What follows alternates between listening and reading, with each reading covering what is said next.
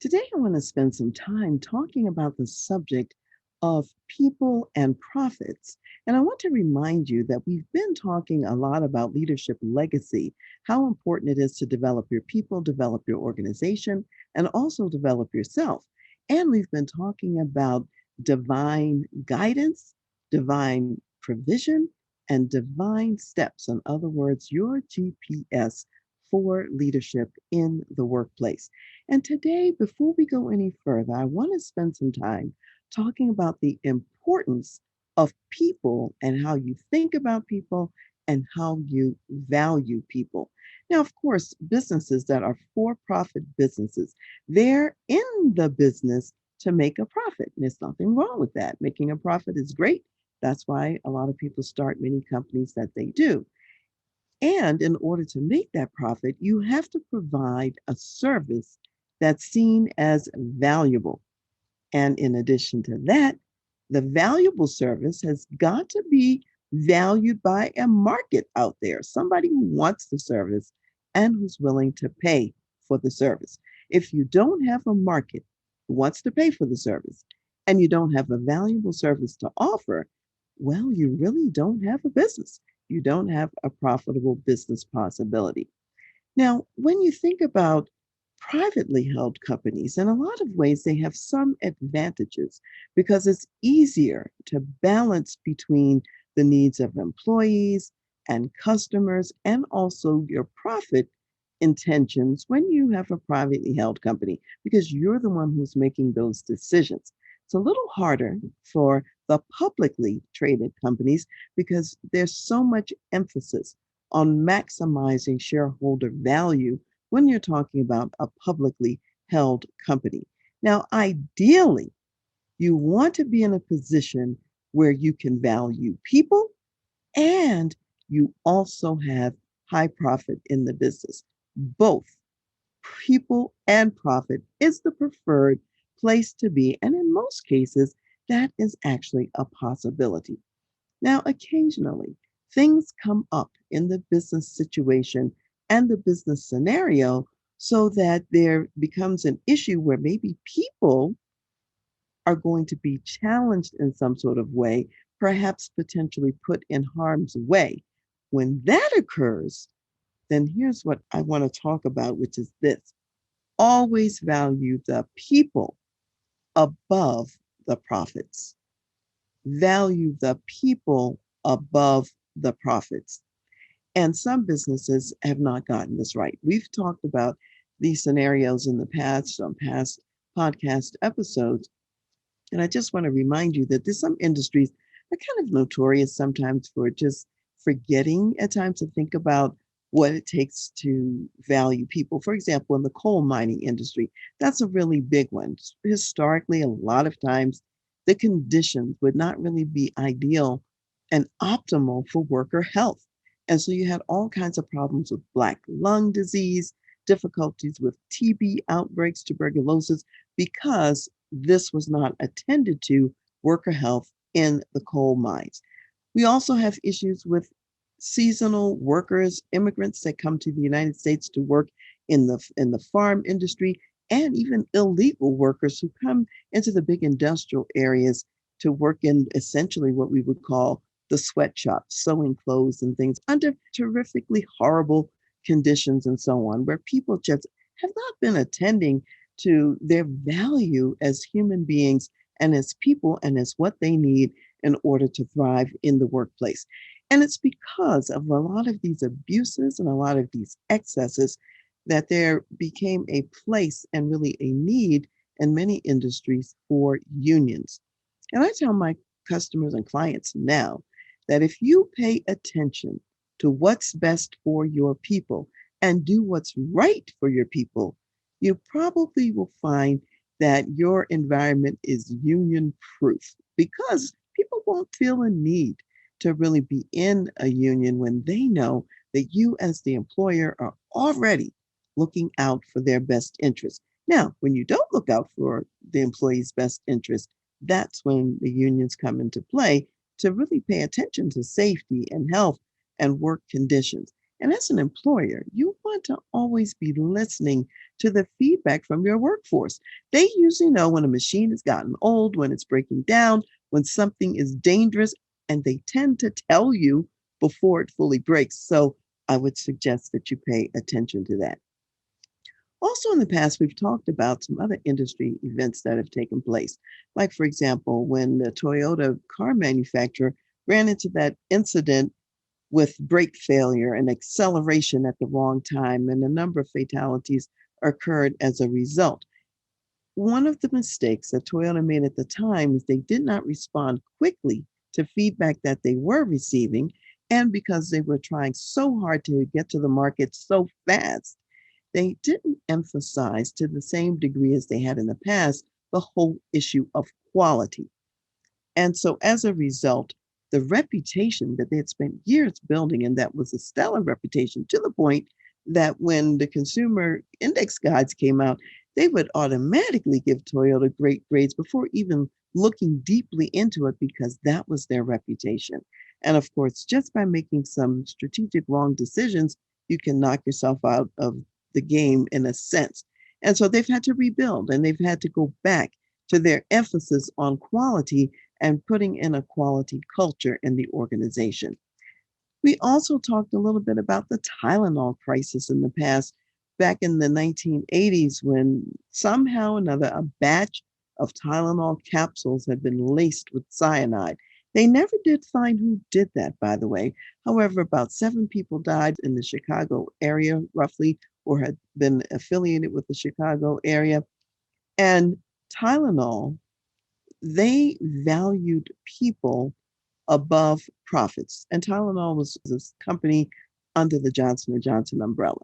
And so when they found out, they didn't know the extent of the problem, but when they found out about the problem, they decided to pull all of those Tylenol capsules off of the market, and they did a total recall. So if you had Tylenol capsules in your house, you could bring them in and turn them in. That was about 31 million bottles of Tylenol in the capsules. So that's a huge amount of money they spent on that. And then, secondly, for everyone to turn something in, they gave them the safer Tylenol tablets at the time. Again, an outlay of money because they understood that people's lives were more valuable than their monetary profits. And so they made those decisions. As a result, they were able, even with that crisis, to maintain their reputation in the marketplace. In fact, to enhance it because they made really good decisions about that situation. So that brings us to the current day. And at the time of this recording, we really have another crisis going on in the world. And this is the collapse of the condo tower that's in Surfside, Florida, in the Miami region. We understand that this condo just suddenly collapsed in the middle of the night. So many lives were lost. There's still people that whose bodies haven't been found. It was a massive loss of life as well as property. And when you see the building on the news, it really looks like something that was in a war zone. It looks like it had been bombed out somehow. That's how severe it is. And people were saying that for a first world nation like the United States to have a building collapse in that way and of this magnitude is essentially unheard of. So we want to talk about that a little bit. The building was about 40 years old, and there had been reports in the last several years that the building needed some significant repairs. And in particular, there was a problem with how the building was dealing with water. And because of the water not being whisked off in the proper way, the concrete was corroding and eroding. And that was also causing the rebar or the steel inside the concrete to also corrode. So the building is falling apart. Cracks were showing up in the swimming pool and in other places. And the homeowners association had been warned and informed. Now, mind you, since this is a condo, people have spent lots of money for their units right on the ocean, right on the beach. And when some of these repairs came up to the homeowners association that the engineering firm said, we need this, you need to do the other thing. And at the time, they didn't understand that the building might collapse or fall down. That wasn't in the engineering report. However, they did know that some repairs were needed and that it was really not optional. And there were delays and delays and delays because they had to assess the people more funds to pay for the repairs. So it started off maybe $5 million worth of repairs, all the way up to like 14 million because they kept delaying. It got worse and worse, and it became more expensive to fix all of this. So some residents, having already paid condo fees every month, already purchased their units, were being assessed special assessments anywhere from $80,000 to $200,000. That's per unit. That's a lot of money. So many of the residents, they balked against this and they complained to the homeowners association, we don't want to pay this and so on and so forth. And so a lot of the necessary repairs just didn't get done. And that is just so unfortunate that it turned out that way. Now, we don't know all the details in this condo case, and more is going to be revealed as time goes on, and lots of lessons will be learned. There are question marks. Was the building maybe built poorly from the start and to begin with? Who knows? We know that in the Florida area, there had been in recent years a shortage of building inspectors. So maybe some inspections hadn't taken place that needed to take place. There was a law that had been repealed that really required homeowners associations to do certain kinds of evaluations within every 5 years, and that law had been taken away. So many, many things occurred that could account for how did it go this far. Now, if we go all the way back to the original developer's name was Nathan Reiber. And if you look a little bit into his history, he had a big history of all kinds of problems with false contracts. He had all kinds of difficulties and challenges in Canada, where he was from. The Canadians kept coming to the US looking for him for tax evasion and for scenarios where he had siphoned money ostensibly from some coin laundry machines and apartment buildings that he owned and hadn't paid taxes on that. And then in another case, he had bought a yacht, which they felt was an inappropriate purchase. And when they looked further into it, it was technically legal, although questionable in terms of ethics or appropriateness. And so he was okay, but not really okay. And they required him to surrender his attorney's license at that time. So he had a lot of kind of shady aspects in his background from way back in the day. Now, in Florida, he was known principally as someone who was a builder and also a great philanthropist. He kind of didn't have this bad reputation across the board, even though all these shady practices in the background. And so this brings me to another point, is that what you do in the darkness, even after you're dead, because he died back in about 2014, I believe it was, it comes out in the light. And so now we're finding out a little bit more about what's going on. Now, I just want to say this, it does matter who you do business with. And knowing that this person had all of these issues and problems in Canada, knowing that at the time he was building this particular condo, the local government, because it's a small town, they didn't feel that there was infrastructure enough to support it, particularly the sewer system. And so they didn't want him to build the building until the sewer system was upgraded. Well, he insisted on building it, so he helped to pay for some improvements in the sewer system, built the building, but the local government would not allow anyone to move into it until the sewer system was completely repaired. So who knows what other deals he might have been brokering back at the time. So when you deal with people where maybe character is questionable, you don't know what else might have gone on. Something in the foundation of the business deals, foundations of the building project could have been a challenge or a problem. And as I said, we don't know what the real story is completely, and more will come out later. The bottom line of what I want us to think about here is that there is no price that you can pay for a person's life. Once a person leaves this earth, you cannot bring them back. You can always build another building. You can always get more money. You can always get more things. But as far as people, we're irreplaceable. And it's so important to understand that from God's perspective, people are the crowning glory of his creation. When he created man and then he created woman out of man, he created them, when she called man, man and woman, man, he created them in his image. It's the only creation of God that he said was created in his image. And he created us in his image so we could have communion with him, fellowship with him, and be able to have a relationship with God. So when you're talking about a human being, there is nothing that can atone for the life of a human being. And even in the Judaical sacrificial system for sin, which God put in place, and animals had to be sacrificed, the blood of animals really couldn't cover the sin of a person perpetually.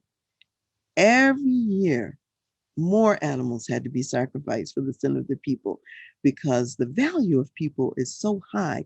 It takes perfection and something beyond the human realm to atone for us. And that's why God had to come himself in the form of Jesus Christ to atone for our sins. That one lamb to take away the sins of the world forever, the one sacrifice. And so we as people, even if you take my life away because of something I might have done to your relative or loved one, it still doesn't bring that loved one back or truly make a difference in the grand scheme of things. So the value of people is huge. And I would say this, even if you know something's gone wrong, and sometimes things go wrong and it's not our fault, things just happen. And other times things go wrong because we made poor decisions. Maybe we built a building that was not built well, didn't have the right codes adhered to or the right kind of materials or equipment. So sometimes we're at fault and sometimes we're not. And yet we are responsible. So when we find out that there's a problem or there's something wrong, even if it's going to cost you, it's better to value the people and do the right thing. And most of the time, it will cost you less than it costs later when you wait and magnify the problem, increase the loss of life, increase the loss of property. One of the incidents in King David's life was that he had numbered the people. And this was a sin against God. He was not supposed to number the people. And even his military leaders warned him and said, King David, are you sure you really want to do this? But he did it anyway. And so he had a punishment. God says, look, you numbered the people. And you might be wondering, well, what was so bad about that? Because the people were supposed to put their trust and reliance on God, not in their military might, not in numbering the people and say, oh, we got a great army. We're ready to go and fight our enemies and so on. God was the one who was fighting their battles. And so by numbering the people, he's really discounting the way that God is looking over the nation. So God said, look, I'm giving you three choices. These are the punishments you get to choose from. You're either going to have 3 years of famine, or you're going to have 3 months of having to be defeated by your foes, or you're going to have 3 days where the sword of the Lord, that the angel of the Lord is going to come down and wreak havoc in the nation. Now, he didn't escape. He was going to get a punishment, so to speak. He was going to have a consequence. And in his case, he got a choice. And being a smart man, David chose the 3 days in God's care because he knows God is merciful. And if he was out there with his enemies, who knows what would have happened. And there was a lot of havoc. A lot of people lost their lives because of David's poor decision. Because when the angel of the Lord came with that sword, many people died before that plague finally stopped. And that's also a lesson as a leader, which is this: what you do doesn't just affect you, it affects lots of other people as well. The people in your organization, the people who work for you. It affects clients who are depending on you to do the right thing. So when you make a mistake, or if something goes wrong that you're in charge of, just fess up and deal with it. Pay the consequences. Be like Johnson and Johnson in the Tylenol scare, even if it costs you millions of dollars, people's lives are worth more than the millions that you will have to spend. Again, just to punctuate how important people are to God, I just want to just mention a few things from the book of Amos. Amos is one of the minor prophets. It's a smaller book in the Old Testament of the Bible. Amos was called to be a prophet primarily to the northern tribes of Israel to warn them because they had strayed away from God. They were worshiping idols and false gods.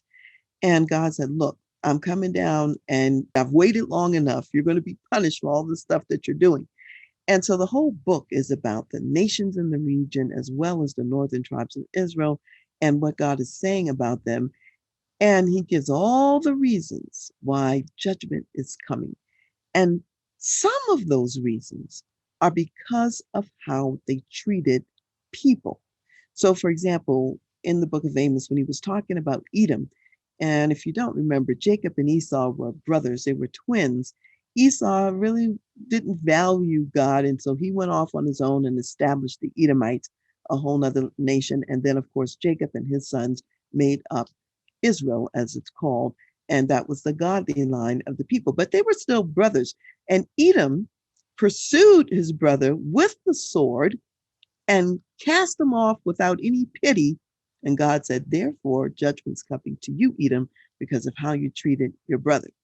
And then the nation of Ammon, they were called under account because they had ripped open pregnant women, just ripped their bodies open with the babies there. And the reason they did all of this and they engaged in the battle was to enlarge their territory. So they were valuing profit and territory over people in that case. And in another case, the northern tribes in Israel, they were accused and chastised for selling the righteous people for silver and for selling the poor for a pair of sandals. God wasn't happy about that. And then he also spoke to the women in Samaria and he called them cows of Bashan. And he says, you oppress the poor and you crush the needy. And further, he goes on to say to the people, you tread down the poor and you take grain taxes from them. All of this they were doing to other people. And then he says, you swallow up the needy, you make the poor fail. Then you're waiting for the new moon to go past so you can go back to selling grain. You're waiting for the Sabbath to go by so you could go out and trade in wheat again. So in other words, your business endeavors are more important than your service to me, and your business endeavors are more important than how you take care of people, is what God was saying. And he also went on to say, then you're falsifying scales. You're using the wrong measurements. And by doing that, you're defrauding the people. You're cheating the people because the scale is supposed to be measuring a pound and maybe you've cut off and cheated them maybe a quarter of a pound on that. So for all of these things, the Lord said, therefore judgment is coming. It's not going to wait anymore. You are going to be taken into captivity. That's how much he cares about what we do to each other down here. And even Cain, the first murderer in the world, when he killed his brother Abel, God said, his blood is crying out from the ground, and I hear him speaking and calling out to me because of what you have done. Every hair on our head is numbered. God knows them all. That's how much he's caring for us and is paying attention. So in your business dealings, ideally, and I pray for you in your business that you will be able to have the benefit of people and the benefit of profit. And when there becomes sort of an imbalance and there's a choice, always value people over profit. So I want to remind you that this month I am inviting those of you who are in mid to large size corporations and you're Christian executives and you're working in a secular workplace. I am interviewing you this month. So please do contact me to request an interview. You can reach me at Dr.Karen, Karen, at transleadership.com. I want to know about your leadership journey, what you're experiencing, and what's important to you, and what's going on in your work life. So please, if you fit that demographic, do write to me and we'll set up a time for me to interview you. And I want to close today's segment with just a reminder about how God views man and views us as people. This comes from Psalm, the 8th chapter, starting with verse 4, and it says, "What is man that you are mindful of him, and the Son of Man that you visit him? For you have made him a little lower than the angels, and you have crowned him with glory and honor. You have made him to have dominion over the works of your hands. You have put all things under his feet, all sheep and oxen, even the beasts of the field, the birds of the air, and the fish of the sea that pass through the paths of the sea. O Lord our God, how excellent is your name in all the earth." So if you ever doubt how important we are to God, that's how important we are. And He's put us in charge to make good decisions and to follow His guidance and His leading.